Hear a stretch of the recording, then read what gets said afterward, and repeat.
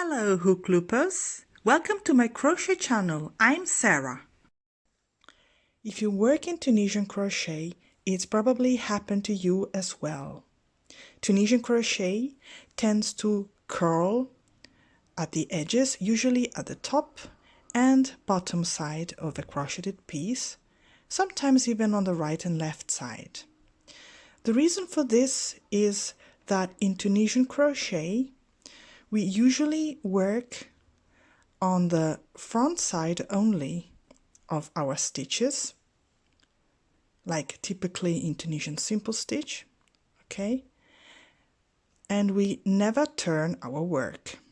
So this means the tension is concentrated on one side only, and this produces this annoying curling effect. Now the question is there a way to eliminate this curling effect at all?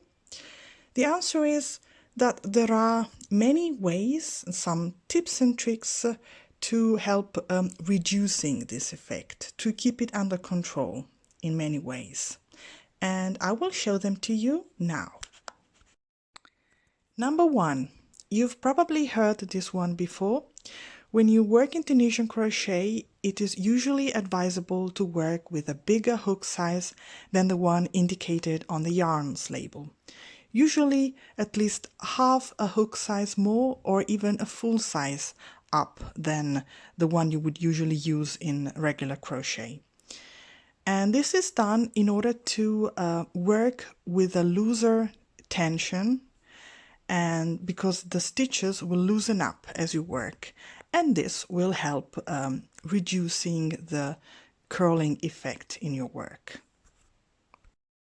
So here I have prepared some swatches in Tunisian simple stitch.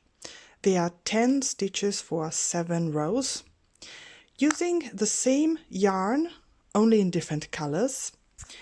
So this yarn, it's 100% acrylic and calls for a 3 to 4 millimeter hook.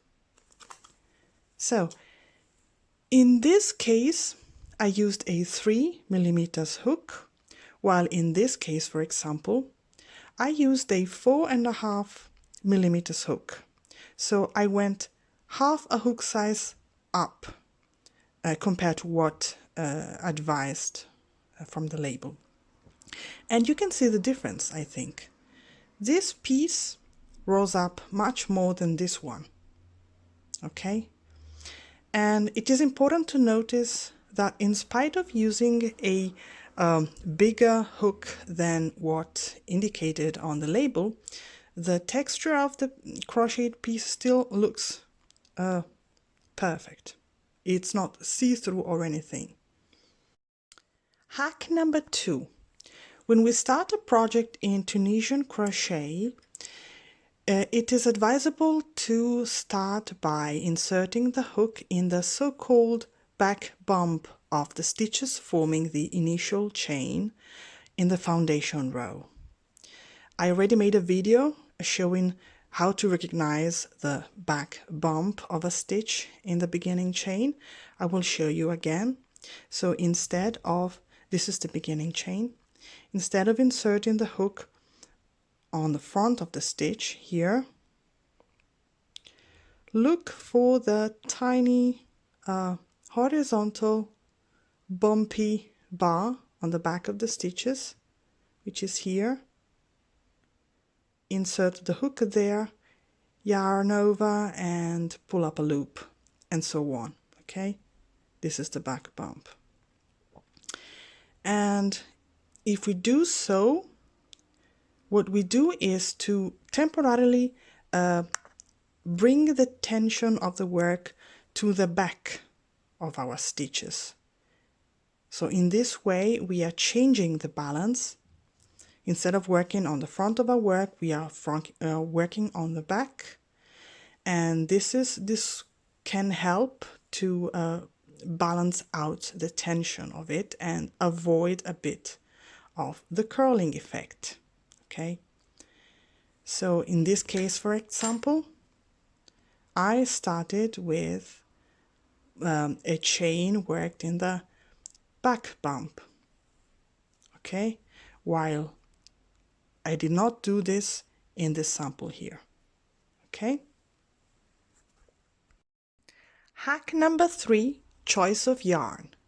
Not all yarns curl in the same way. Specifically, those yarns that have a stretchy component to them tend to curl much more than natural fibers such as wool, cotton, bamboo, linen, etc. And this is because the elastic material that's contained in synthetic yarns tends to get back in its original form.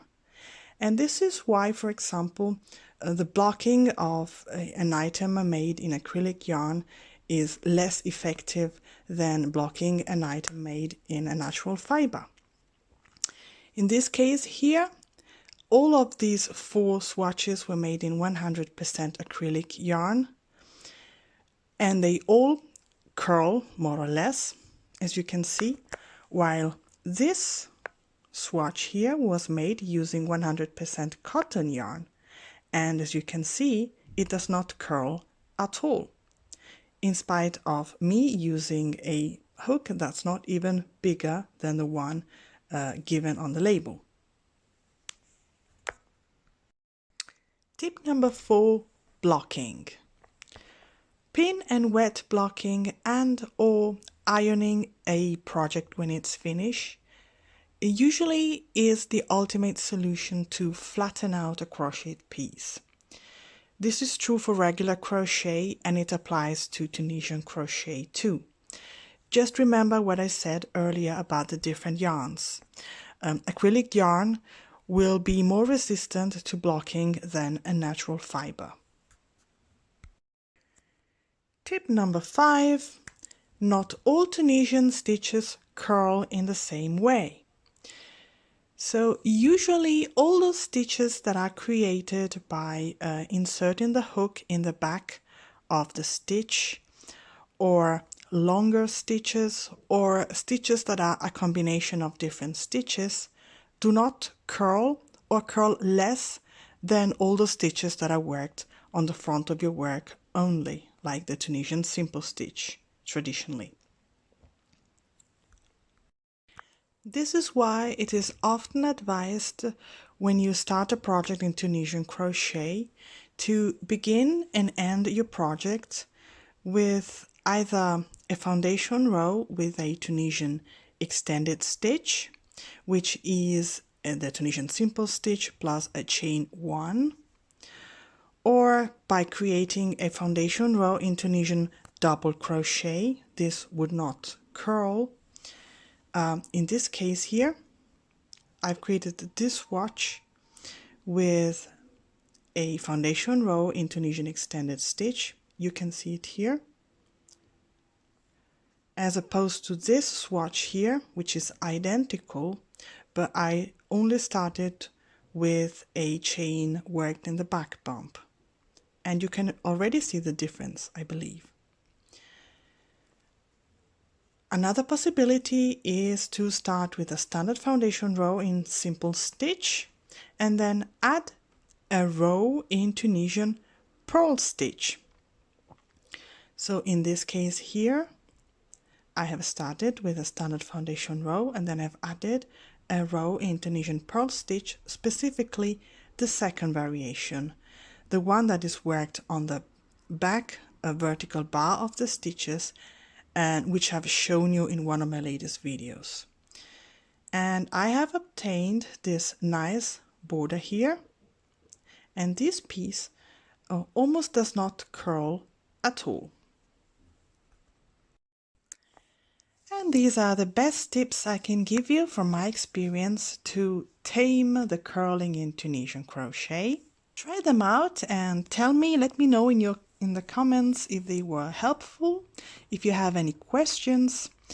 I have also written a post on my blog about this very important topic for all Tunisian crocheters out there. So if you want to read it, I will leave a link in the description below. And that's it for today. Thank you for watching and see you next time. Bye bye.